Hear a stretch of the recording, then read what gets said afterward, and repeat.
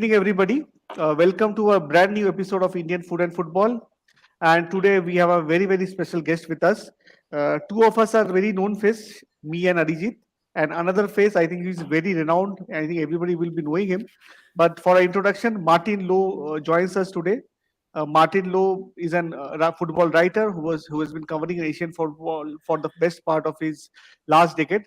He appeared on the Al Jazeera English television and Football Nation radio during the 2019 AFC Asian Cup while writing for the Sandals for and then Goalpost and other Asian football focused platforms. He has been a senior contributor to the Asian Game website since their launch in 2019. So, Martin, I think it's an honor to get you here, and I think we would able to get some understanding about Asian football, where we stand actually, India where they stand, and once again welcome to the show. No, it's a pleasure to be here. Thank you very much for inviting me along, and already excited. We've had a quick discussion in the green room just before we came on, and I think it's an exciting topic. I think Indian football is in an interesting place at the moment, as well as Asian football in general. Correct. So before we start, I think I will add on one of our guests who wants to join, Abhishek. I think you can join now, and Martin is there. So before we start, I think Abhishek, your camera is not. I think it's not visible now. So Martin, my I need to understand your views on India. Means how you see India. Means we had a very glorious past, which we always say, and we are currently presently what we are doing, and what you see India as a nation progressing as a footballing nation in Asian map, because India has not of late gotten a lot much of success in football. In AFC competition, we were very close, that we were saying in 2019, but this year again we are in a very tough group. And Indian team, after Steven left, it was in a reconstruction mode. So, what do you think of India's future and the present? Past, everybody knows that we did some good. Actually, we have some achievements in the past, but what do you think of our future and our present? What is your take on it? I think it's an interesting position for Indian football to be in. I think over the last few years, they've probably been quietly kind of making strides ahead of it. We've got to remember only kind of recent past, I think it was 2015, ahead of the kind of 2018 run through of World Cup qualification. India were in the bottom seeds, effectively round one of World Cup qualification. They were kind of way out of that kind of reckoning. So to have qualified for the last Asian Cup was success. And as we speak, ahead of this kind of June international window, there's a potential that they're able to kind of leapfrog Lebanon into the top two pots for World Cup qualification, which again gives you more kind of a platform to build on towards World Cup qualification. So I think in terms of results sides and the areas where kind of Indian football will be judged on a kind of world basis, I think there is improvement being made. In terms of internal and the reasons behind that success, I think the Vision 2047 on paper looks a really good idea. It is following on from Japan's kind of 100-year plan. We've seen kind of very similar kind of plans in terms of from Saudi Arabia's perspective, which is always kind of good and telling that there is a kind of long-term strategy in place. The telling part is, how will this be followed through? And we've seen that with the Indian Super League and how that's kind of been brought on through the last decades. There is a kind of concerted effort to kind of move on and move forward in a consistent and sustainable manner. So that was been my kind of take at the moment. It feels like we're a few years into kind of that development. My main concern is that there is a longevity to that. But if they can kind of get that longevity, there's no reason why India can't close the gap and start to compete with the top Asian nations moving forward. Okay. Thanks, Martin. I think Arijit has some question. Arijit, you can move forward. Good evening, everybody. Good evening, Michael. This is a really great opportunity for us, for the entire Indian football fraternity and the fans, to know something about where we are in terms of football in Asia and also how the Asian football is progressing. So I do know that you have much vast knowledge about Indian football than any one of us, but just from the perspective of the viewers, the spectators we are having here, the fans, internationally, last several decades have been an agonizing one. So, in better way, we can say that it's not only agonizing; it has become an excruciating one. Where do we Indians lack the most? If I ask you precisely to point out top five lackings, what will be your top five of Indian football? I think it's a lot of it boils down to one area, I suppose, is the structure and the kind of vision, which, as I say, Vision 2047 is admirable, but it takes a lot more to kind of progress that than just being an admirable kind of vision on paper. The next president or the next FA kind of ignore nation come in and they change things from that perspective. Once you've got a strategy in place and you start following it through and you actually start to be brave in kind of taking on that on, you start to improve the areas that it is. I think what India lack at the moment is a kind of a league system that has been consistent, that is playing at a high standard on a regular basis. I think it's an exciting league, but it's a very new league when it comparative to other areas of Asia. So it will take time for that to kind of build in. The other kind of areas are very similar to most countries in West Asia is getting young players or any players in that respect over to the highest places in the world, so into European football. We've seen a couple of players from India move over and probably not make it as much as we'd hope. But that's the kind of the gains that have to be made. It's not going to be something that's going to happen overnight. The next big thing in Indian football isn't going to be going to have kind of dropped into Real Madrid or a big team over that side of things. It's going to take time. It's got to have a lot of this is perception-wise in terms of building that understanding from a European audience about the Indian footballers are a market that it should be entertaining. And we've only just seen that from Japanese football in terms of where their progress has been over the last 30 years. We've only started to just about have the appreciation that actually these players can play at the highest levels. So it does take a long time. So I'd like to see more Indian players move over. Internally, I would like to see more Indian coaches given an opportunity. I think, again, it's not something that's isolated in India, but across Asia is that kind of home coaches get a lot more scrutiny than international coaches. International coaches already come in with a kind of a stance, even if it's not a coaching one, it's from their place of birth. And I think we'd like to see more home coaches be developing that idea of what is Indian football. Because I've been on a couple of shows such as this about what can India kind of learn from the rest of the world. India are pioneers in a number of areas of sectors and sporting sectors as well. And I think it's taking on board what success has happened internally, because you guys are the best people to be asking about this rather than externally. There's different cultural kind of ramifications, what societal and financial things are at play. So I think it's very much understanding yourself before understanding kind of what's happening outside of here. I only had a discussion later on about comparisons of Japan and Saudi Arabia of how they're approaching it. And they're approaching it in very different ways in terms of based on their culture, based on where they stand, how the government runs that way. And I think similar would have to be from an Indian perspective. So there's a few areas there, but I was supposed to try to nullify at least 5 or so would be around the idea of strategy, which I think is a good place. I think government is the second one, governance, I would say, rather than government, sorry, in terms of the Football Federation and where they've got the right approach.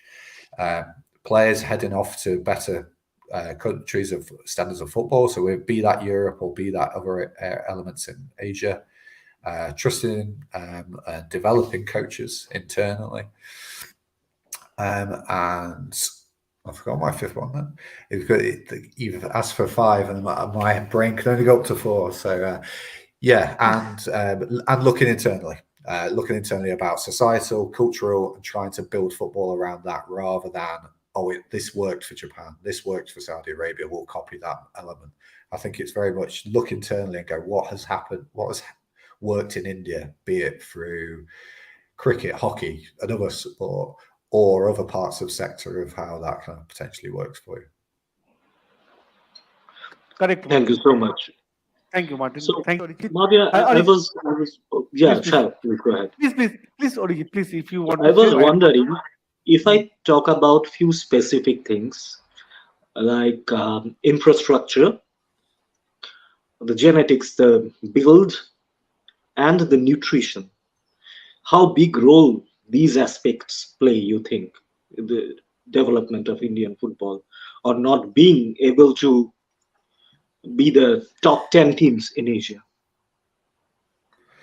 I think it's very similar to the question I had before in terms of understanding internally what's available, seeing where India is already a world elite on that kind of sporting stage, taking, for example, those kind of areas of kind of improvement, both from an infrastructure perspective, but also sports and nutrition and health, etc. Obviously, going out and understanding what works elsewhere is going to be useful, but it's not a case of throwing money at this and this will come good. I think it's trying to embed quite a lot of this in place. But that they would be my kind of my assessments of that. I think it does need everything really in terms of cash reserves, bringing the right personnel in, right intelligence from that perspective, and a willingness to move forwards with it as well.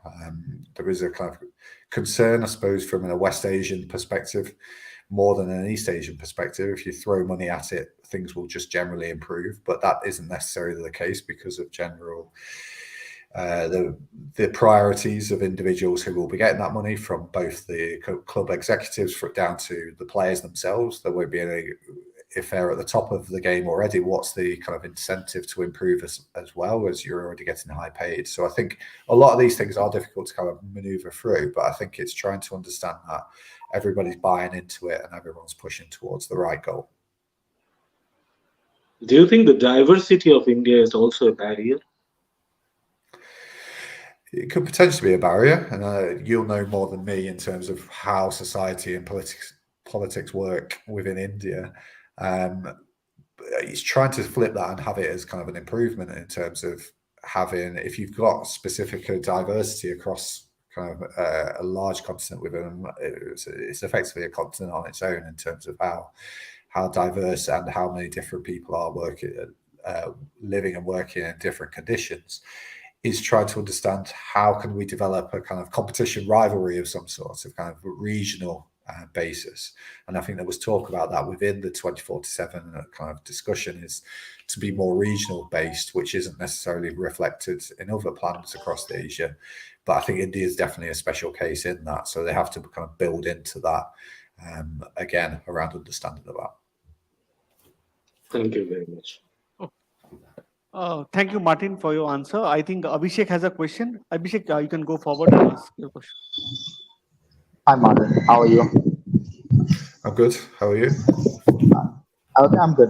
Thanks for asking. Okay, Martin, the base as Arijit ended, from there I will start. Okay, so ISL is now one of the biggest formats in Southeast Asia. Okay, so how do you think ISL is contributing to Indian football? My first question to you is, I mean, how much diversified have ISL become to to make those Indian players up to that mark where they can play, in future they can play a level of Argentina, they can play a level of Brazil, they can play a level of Spain, Portugal, this level. So how do you think ISL level would be much more influential in Indian football in coming years, and how they're developing players as well? Sorry, I missed the second part of the question, but in terms of the first part of the question, in terms of ISL's impact on Indian football and how it's a lofty aim in terms of how do we compete with Brazil, Argentina, that side of things. I think it's walking before you can run in that perspective. In terms of how it can improve it, maybe in terms of Asian football, as I say, kind of given the examples previously, it's very difficult for a league on its own to have its own kind of KPIs as such that are different to the Football Federation, for example. So many people would kind of maybe have question marks about whether J1, for example, in Japan is the very best league, one of the best leagues in Asia, but is it comparable to European football? The limiting factor in that is that they encourage their young players to move abroad once they are a potential. And I don't think that is the case necessarily in the ISL. When you've got a privatized league and who is looking after its own interests, there's going to be a lot more competitiveness in terms of the quality of football, but you're not necessarily going to develop the players in the same way as such. And I think that's the only kind of difficulty, is that the success of the ISL, and it has been a success given the kind of low base in terms of where football was in India when they started discussions on it, is that the success becomes ISL rather than Indian football. So it's a lot more buy-in between the AIFF and the ISL to understand what common goals are there and how things can actually develop, and whether there could be kind of kickbacks for kind of potential youth development, under 23s, etc. Who gets those kind of transfer fees when a player moves on to Europe, for example. There'll be a kind of, we've seen this across with Vietnam at the moment in terms of clinging on to their very best players, who they say, well, what benefit have we got for losing these players to Europe when we're not getting the income back in? And that's where there's a disjoint between the Football Federation and who want these players to go on to perform at the highest level, and the domestic league want to keep hold of them for their own interests. So I think that's a difficult thing that is generally kind of been played out across the world. And you can even see that at an elite level in terms of there's different perspectives from the Premier League to what the English Football Association wants. So it's something that is not just comparable to kind of developing nations, it's something that's across the piece. In terms of where the next step goes with this, I think it's following through on the vision in terms of embedding those youth development side of things, the things behind the scenes that are starting to pursue it. But the glass ceiling will always be, if Indian players are only staying in India and aren't moving out, there's only so far that they can go, and that will only not develop the league, because you're not getting Indian players back in to improve the quality. You haven't got the standard of overseas players to really kind of make that an improvement. So I think that's the catalyst, is the next stage is getting one or two of these players into greater ranking teams in Asia or going into Europe, and then you start to see the benefit fuller down the line.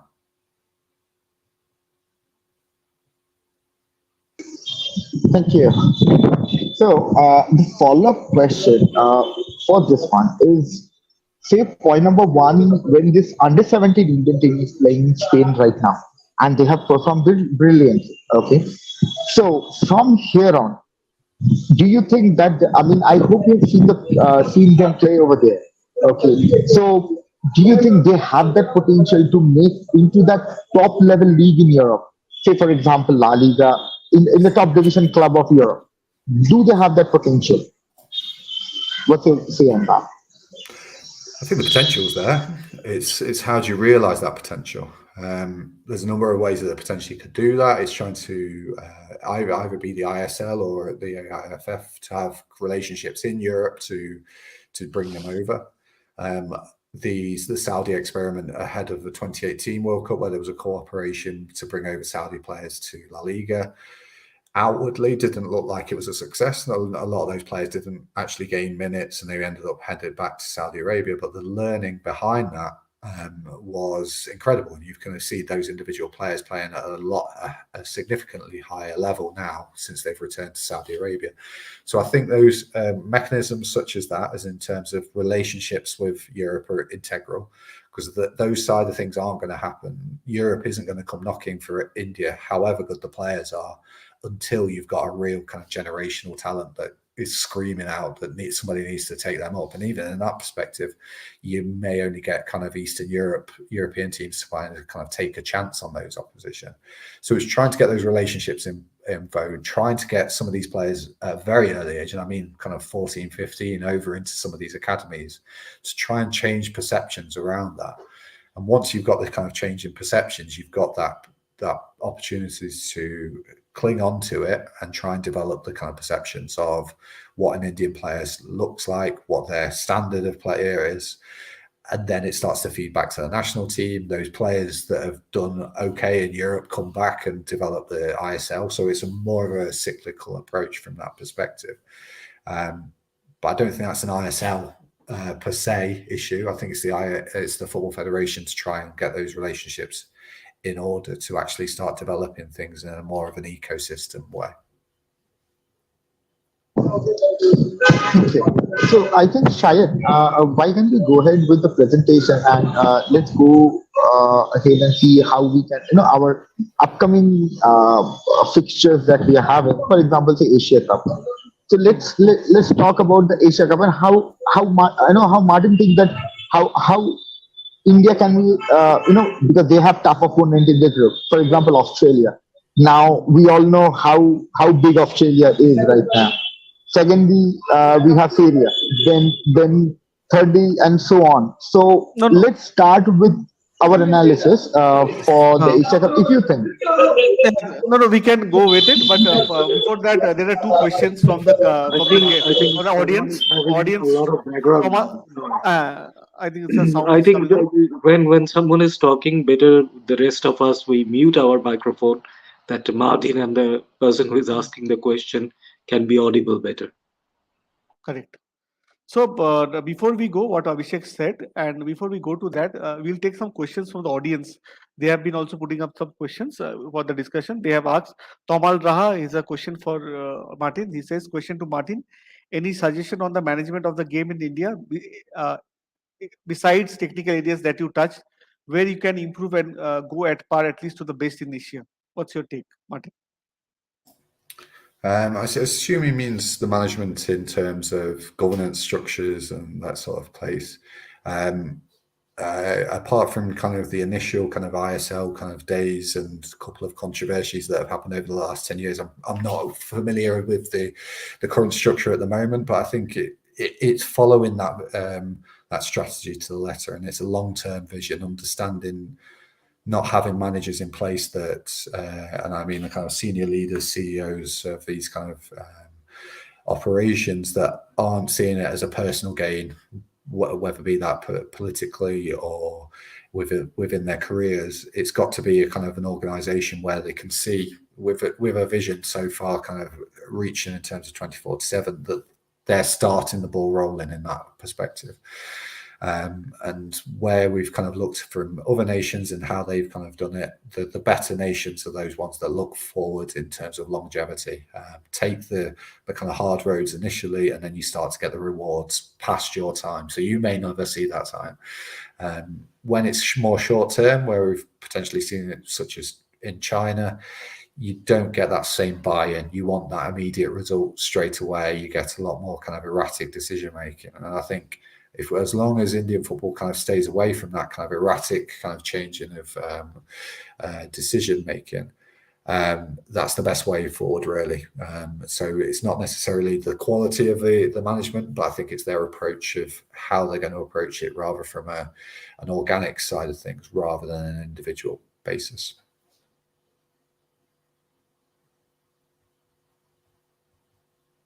You are mute, sir. There is another question from Gautam Ghosh. Martin, he says, Martin, how can FIFA directly help in financing football academies to set up in India in collaboration with overseas academies, both for youth and the emerging coaches? Okay. I think FIFA do a lot of work at the moment. I do think they need to do more work, probably with some developing nations. But I'm probably controversial to this call. Probably don't see India as a developing nation in that regard. I kind of consider them an established nation, and I think with that you need less FIFA intervention with that. whether it's felt on the ground then it's not a priority of the Football Federation or the government is another matter altogether. But it needs investment in it. It doesn't happen overview, but that needs to be something from the Football Federation. FIFA does subscribe kind of reserves that can help in national associations, but as I say, my concern would be more of those smaller nations that haven't got the resources in place societally to throw at football, that need to be in the priority in the firing line, which from a SAF point of view, I think India are probably best placed to actually react to this without FIFA's direction. I think you're on mute again, sorry. Yes. So, Martin, we will be discussing now regarding Arijit, me and Abhishek will be seeing all our three opponents in the AFC Asian Cup. And we are looking into details of the cup. And we have done a small presentation with all of us effort. Three of us has given their inputs. And this was made. Just 1 minute, I'll just show you one of the PPTs.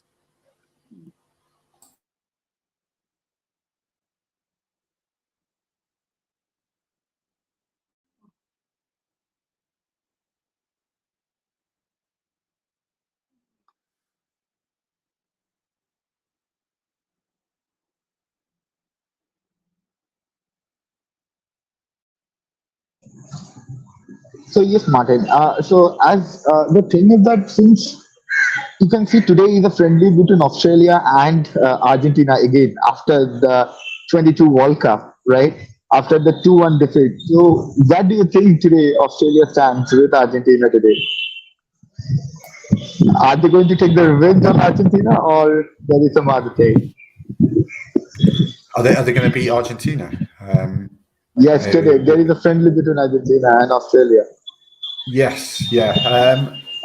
I think friendlies are always quite difficult to kind of judge. And apart from, I know Lionel Messi now, well, he's playing today, isn't he? He's not playing in the Indonesian match. They're coming to Indonesia, playing against Indonesia. Yes, but I believe Very likely Lionel Messi won't be in that. will not going to play. No, Messi is playing today. I think he's not playing against Indonesia. That's Messi correct, and Di Maria also.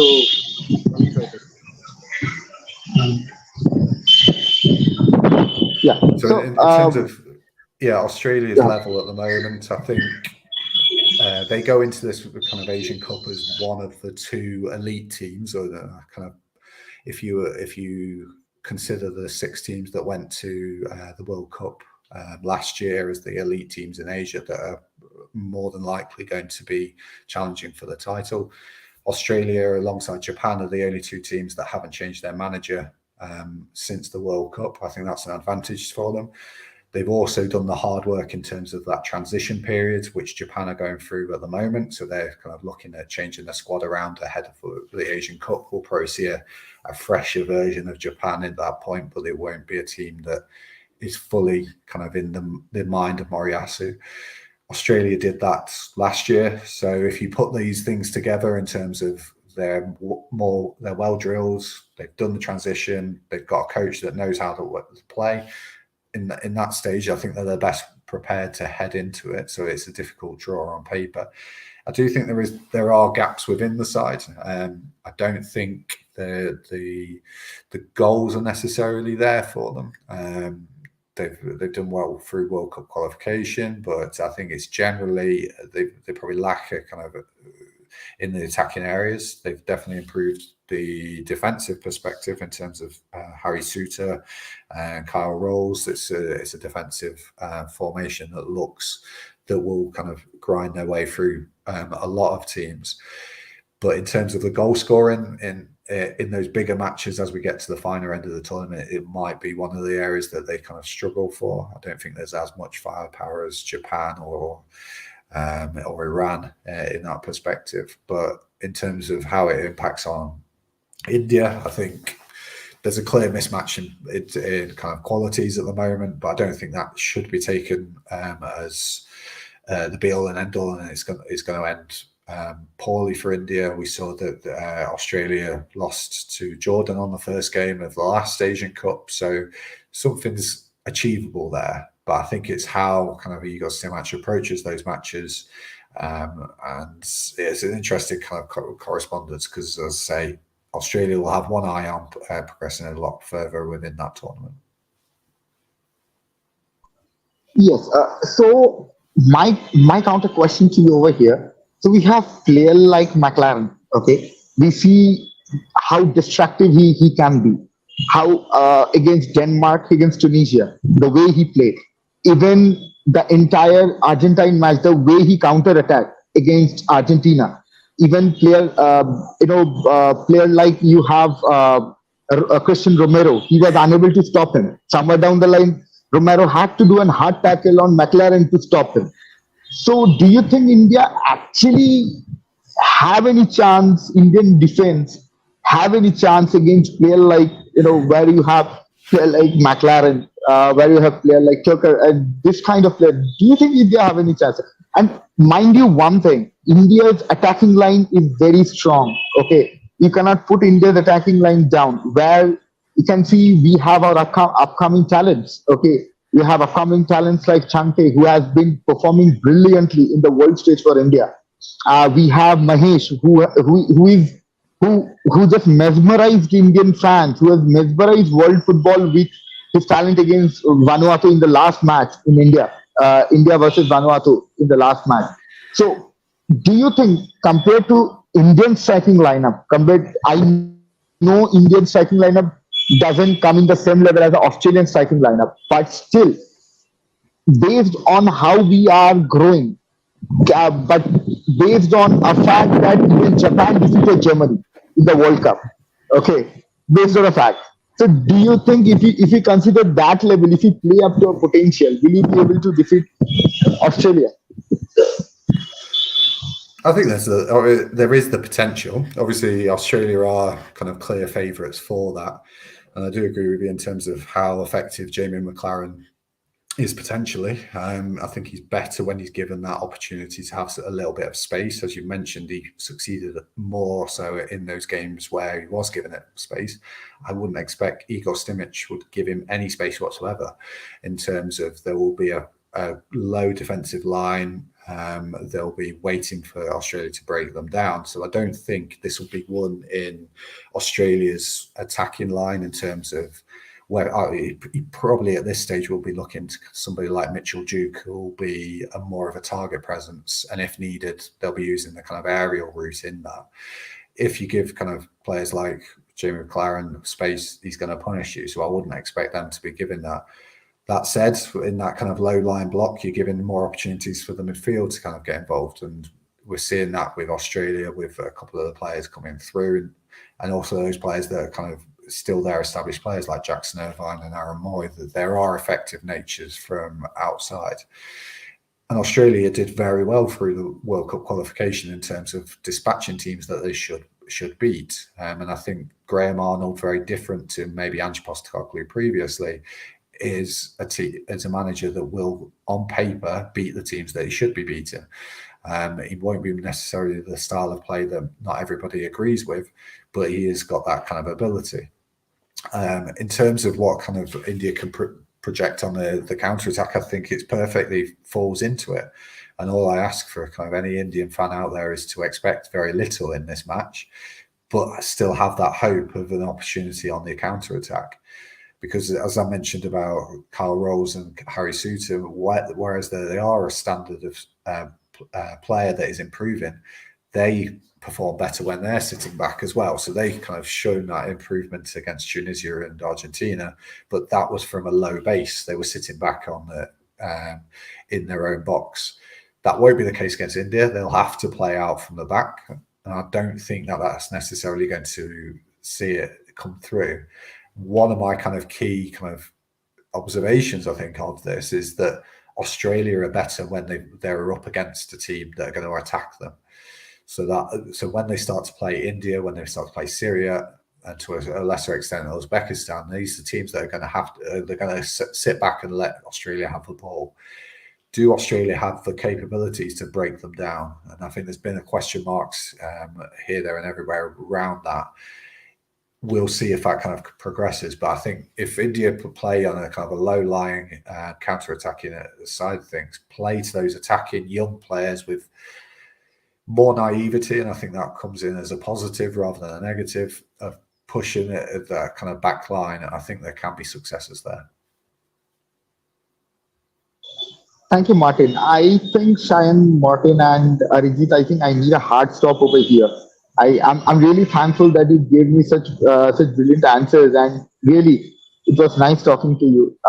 See you again someday. Thank you. Thank you. Thank you, Abhishek. Thank you. So, Martin, I think we are on to the next team now. So, a team, I think, Martin, we are all aware, who is a very, actually, team is pretty, this team is something which is done pretty well. The ranking of the team is right now, if you see the ranking of Uzbekistan is right now 74, if I'm not mistaken. 72 or 74 is the ranking right now. Uzbekistan is currently. 74. So, Martin, do you think that Uzbekistan, India got the toughest possible pot from the for the second pot, the toughest team from the pot B? Because everybody is saying this is the golden generation of Uzbekistan, and Uzbekistan football is on revive. And I remember speaking to Bob Houghton 5 6 years back, where he was when he was the coach of Uzbekistan. They were very close to qualify for a World Cup, which didn't happen. And again, they were very now people in Uzbekistan are very sure that this can happen. Uzbekistan can go to the World Cup level. What do you think? In terms of kind of long-term ambition and in terms of qualifying for 2026, this is the best opportunity they've got. They've got the best generation of footballers coming through. Whether we'll see all of them at this Asian Cup or whether we'll see them in the next 2 to 3 years will be interesting to see how much trust is put in them. But by looking at the CAF Nations Cup earlier this week, it looks like Katanec is bringing them through, which I think is useful. But in terms of qualifying for the World Cup, in terms of the expansion of places, this is the best opportunity they've had for a long time, and I'll be very surprised if they're not in a position where they put themselves there to qualify for it. You've correctly flagged up 2 players within that in terms of Eldar Shomurodov and Jardin Masharipov. They're the 2 key difference makers at the moment, and they're the established kind of keys within that. My question mark will be if one of those does, or 2 of them don't perform. Have they got the individual talent at that sort of level to improve? As we've mentioned before earlier on in the side of things, Uzbekistan have very similar restraints in terms of getting their players into competitive leagues. They've started getting that through Russia, but they've also had a couple of players been able to get through Belarus and other Eastern European countries. That's only improving the style of play. So you've got kind of exciting young players coming through, like Faizuliev, who's was one of the stars of the Under-20 World Cup. Yakshiboev, who was an interesting player in Belarus, and also I think had some success in Poland as well when he was playing out there. Again, these are kind of a couple of players that will be interesting to kind of be wary of. But in terms of a kind of a real key threat, those 2 players that you mentioned, Shomurodov is at a standard for Uzbekistan players at a completely different level. Be interesting where both Shomurodov and Masharipov will head to in the summer. Both players are not needed by the clubs. I think Masharipov has already left Al Nassr, so will go somewhere else. Hopefully he'll continue a similar level of standard of team, but also get more minutes. Shomurodov has been on loan at Spezia for the last 6 months from Roma. Roma are quite keen to cash in, I think, from him. So I think he'll be going somewhere again. Hopefully he'll stay in Italy and get some minutes. So it'll be interesting where those 2 players go. Having a step back and looking at the team as a whole, Sherko Katanec, who stabilised Iraqi football, which is an impossible task on most stages, before he moved to Uzbekistan. He has a stabilising effect. He works to a kind of a structure, a very methodical structure and a very consistent structure. Very slightly different in terms of their tactical approach. They play a 3-5-2 formation now under Sherko Katanec, which is slightly the more defensive tinge on that rather than the more attacking kind of modern day 3-5-2 formations that some teams play. So I think they're going to be very defensively solid and hope that they can have some attacking joy from Shomurodov and Masharipov in the final third. But I think centrally and in defence, the core of this team are very, very strong. And I think if they're in the position which they are at the moment, I don't think India will have much joy with them, especially in an attacking sense. Again, the best opportunity is to try and nullify their effect, try and sit back on them and see how that works. But in terms of the best team to be picked from pot 2, I think Uzbekistan are the toughest one. So India have not had a good run of fortune in that. Yes. That's the point actually I was making.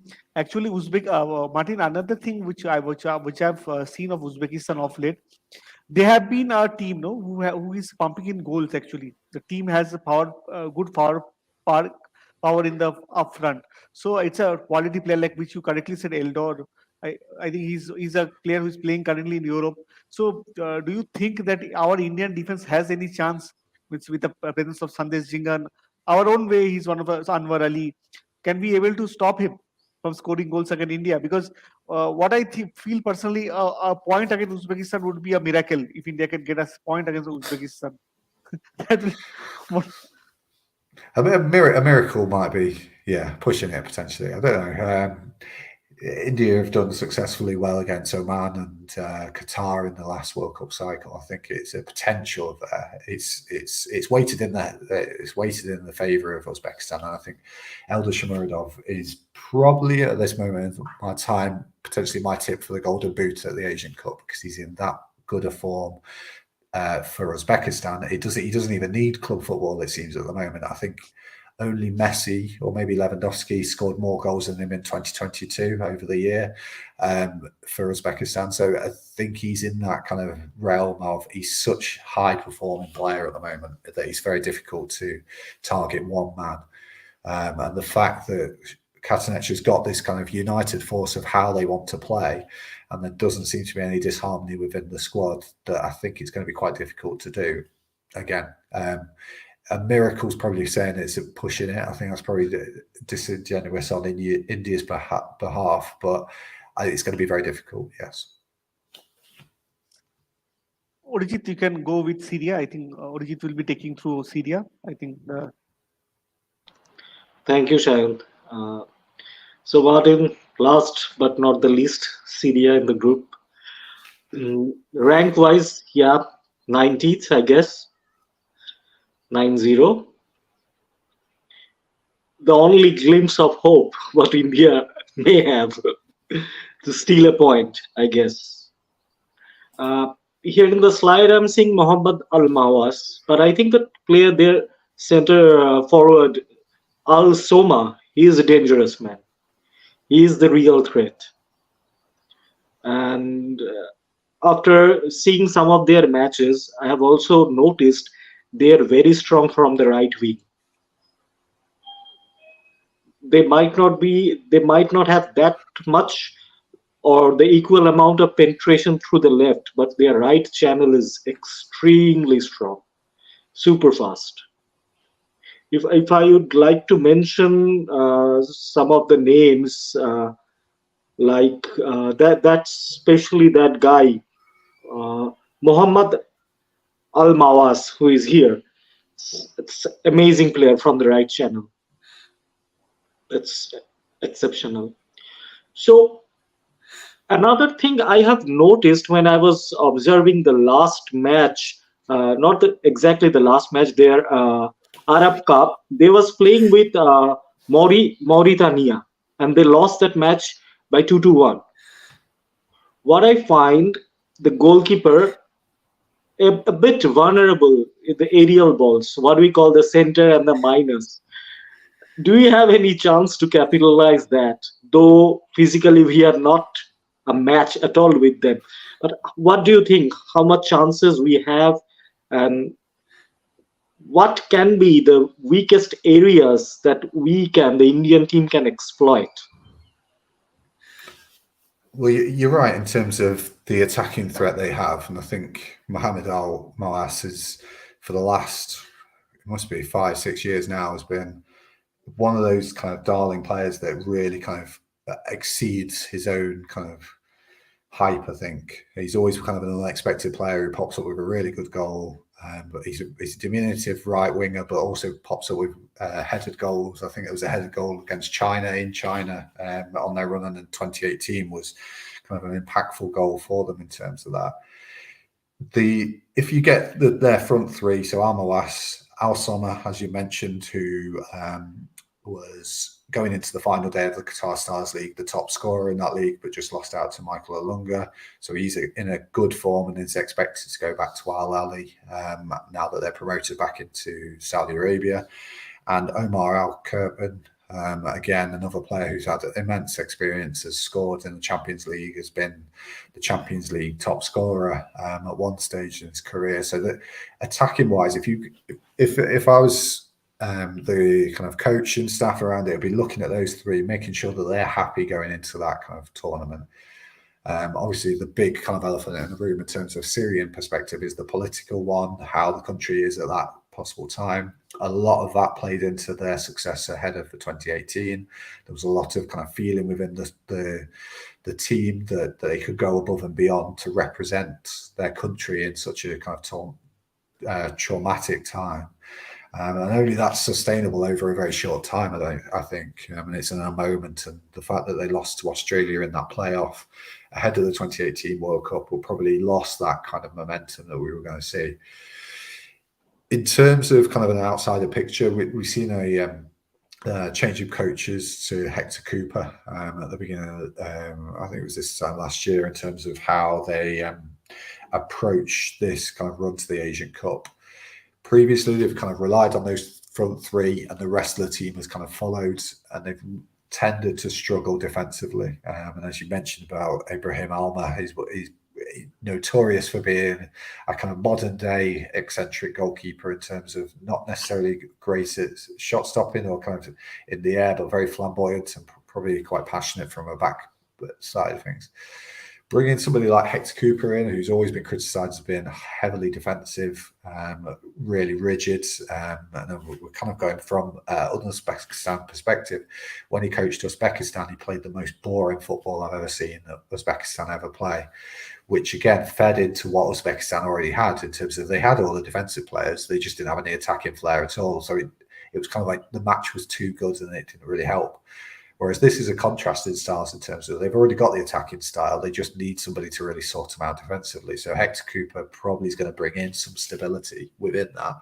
If you can keep hold of the front three that are going to have an impact on that, and as I say, get them in the right mood, then they could work well. I think it's early days. I think they've only played the games in March under Cooper. So at the moment, we're kind of trying to understand what that kind of picture is. But I think Syria, like very few others in the tournament, kind of outside of maybe teams like Palestine, are so subject to what is actually happening outside of them and what kind of lineup they can call. What the understanding is, there's a couple of players that it's going to be here or there, whether they'll get selected for the World Cup based on their political views in terms of whether they're going to be happy to play for Syria at that point or not. It swings and roundabouts, but the last year gives India some hope in terms of Syria haven't been in the best place since they moved through to round 3 for a second time into World Cup qualifying cycles. But the second time, they just really were off the pace. They couldn't really cope with the standard of football.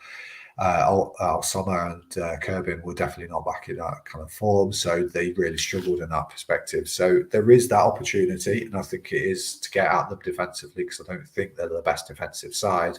However, I expect Cooper to really instill a very defensive, reactive side of things.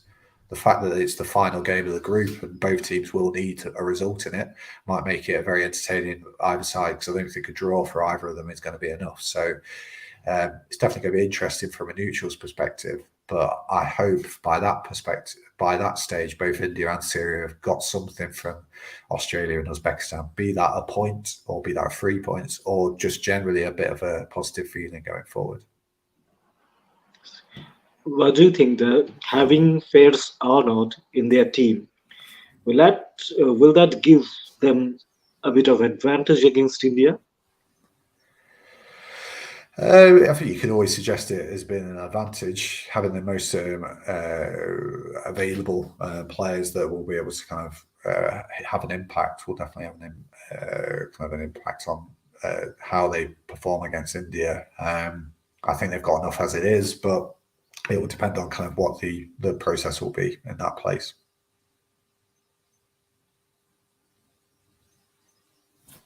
Fair enough.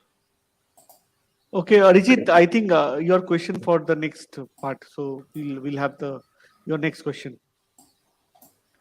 Yeah, I think this is good enough for now about the teams, how we are doing, and we can talk about that where actually what are the hopes we have and what can be the tactical uh, steps or measures we can take against the teams we are playing. Looks like they are much formidable than us in terms of history, strategy, and strength and everything. What can be our strategy there overall? If I'm talking about all three opponents we are talking about, and what are the chances you are seeing actually, to be very precise? Chances I of think India. yeah, the chances for India, I suppose it's going to be it's eyeing up that Syria match in terms of that's the game where you need to be getting some kind of a result from. The other two matches is going to be dependent on how the game ebbs and flows, but it's going to be a reactive performance. So I think sitting back necessarily and playing a counter-attacking play, as I mentioned before, I think that's probably the best route for the game against Australia. Against Uzbekistan, I think then you take it one game at a time from that perspective. But I think the Syria game is identified as kind of the key one from that, and not to lose confidence in the first two matches. I still think there's, given that the expanded competition allows for third place teams to progress, you can have that opportunity to go into that match knowing what you need in terms of either a result or 3 points there to kind of make up for what you've got previously. So I think that's the game where you attack. That's where you actually start to understand how we're going to get a result from it. Whereas the other two matches are a lot more from a kind of a defensive perspective, and then try and stay into it until the hour mark, maybe bringing on some of these new, younger kind of attacking players that have got a bit more naivety and could actually test a slower back line. But in that perspective, I think I think it's nice how the run of the games are, because you can focus on those two matches initially and ensure that there isn't too much confidence lost before you go into the third match. Yeah, I see. Mm. Thank you. Okay, Martin. Then we will come to the last part of the show. I think we are always excited to ask you about the some rapid fire questions. Many questions people have gotten some questions. They want to understand, because Jason Cummings is coming to India. It's more or less certain now he's coming to India, and there is a huge buzz him coming to Indian market, and a huge Mohun Bagan Super Giant supporters are very excited about his signing. So they are asking you to compare with him, Jason Cummings or Jamie McLaren, whom you consider better? Who was I considered better? I think technically Jamie McLaren's better. I think he's a more proficient, old school centre forward striker. I've always kind of liked how he's intuitive to those around him and the space that's available. Jason Cummings is someone who's kind of reliant on his kind of work ethic, his desire, and his impact kind of generally in more longer periods. So he could still have an impact, I think, generally in Indian football. But it's trying to build that system around him. That he's notorious for kind of pulling the kind of practical jokes, having run-ins with players, all those sort of things. So I think it'll be entertaining when he comes across. if he buys into it the way he's bought into Australian football and Australian football's bought into him, then he could be the best player in the league. And that's what happened in A-League side of things. If they hadn't bought into it and he hadn't bought into it, he could have very easily been like a lot of foreign imports and kind of drifted away. But I think that's the kind of key thing, is buying into the chaos of Jason Cummings in that regard. Okay. So, Martin, I think I'll ask you a question regarding Indian football. You have seen many Indian foreign coaches who have come down to India. Like in last 20 years, we have Bob Houghton, who was very close to me. Stephen, again, a very close, dear friend of mine. Then we have Igor Stimac, who was the third person who is right now there. And then in between, there was Wim Kovermans also for a few months, for a few years. So, according to who was the best Indian foreign coaches who have come to India? Because you have followed Asian football for whom, I think, under whose coaching you saw India getting involved up to a certain level? Yeah, it's difficult because I think you compare with results on the paper against the style that they want to kind of put in place. I always really liked watching Stephen Considine's Indian team, which was, I think they had their severe lows with that. But I think when they were on form, I think they were a team that were really exciting to watch. And we spoke about it before we came on air in terms of the 2019 Asian Cup. I think India were one of those exciting teams from that tournament, even though they didn't get through to the knockout stages, which is unfortunate. And that probably kind of spelled the direction of where they were going to go to next. When you've got, on the other hand, Igor Stimac, who probably is made more ground in the last 5-6 years than any other coach has done in terms of professionalism and trying to make this side kind of hard to beat. We'll see kind of how his defining moment will be in this Asian Cup if he's able to kind of provide a result and a surprise in one of those two games and get through to the knockout phase. He'll be heralded as success as one of the best Indian foreign coaches of India for a long time. But I think most kind of people are looking at this as the defining moment, as the end point for Igor Stimac, which so has a lot of pressure on him, and he'll know that. And he's been there enough time; he's been given enough patience with it. But it'll be interesting of kind of how he impacts from that perspective. Okay, the last question, second last question to you. Ayon says, Martin, what is your best Indian food? It is something out of the box. Best footballer? Best food. This channel is Best named food. Food and Football. Best food. Yeah, that'd be the difficulty of kind of thing. I'm always a chili man in terms of that. So, and being somebody that's based in the UK, our exposure to Indian cuisine is probably not as authentic as it should be. So, it's a kind of a fire away curry in terms of Vindaloo curry or something along those lines. Okay. So before going to the next question, there is a funny statement in UK. So why Indians are not good at football? So whenever we Indians get a corner, we always open a restaurant. That's why we are not good in football. I'm definitely, as the only sole recipient on the call that's not an Indian, and I'm definitely not laughing at that sort of thing. So. If you go to those Southall and those areas, you're gonna see. Oh my God!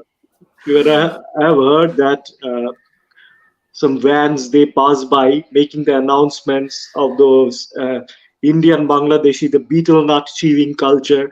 Don't split on the streets and everything. It's so Indian there. It's so Indian. Continue, Sean. Martin, last question of the favorite Indian club.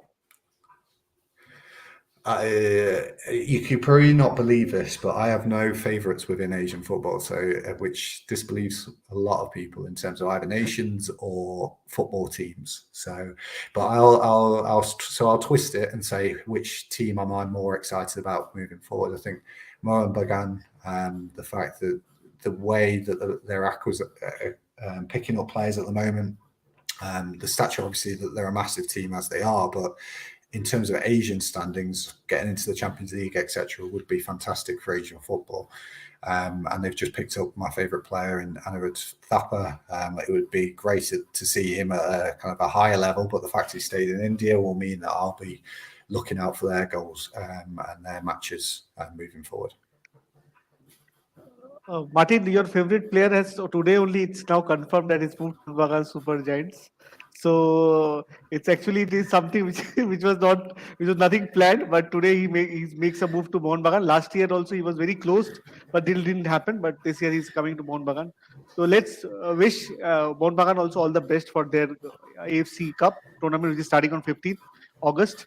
So Martin, before we leave, I think firstly, big thanks from our channel, Indian Food and Football, that you came and be a part of this show. I know you were very busy, but getting an hour for hours for us, it was really a memorable experience for me.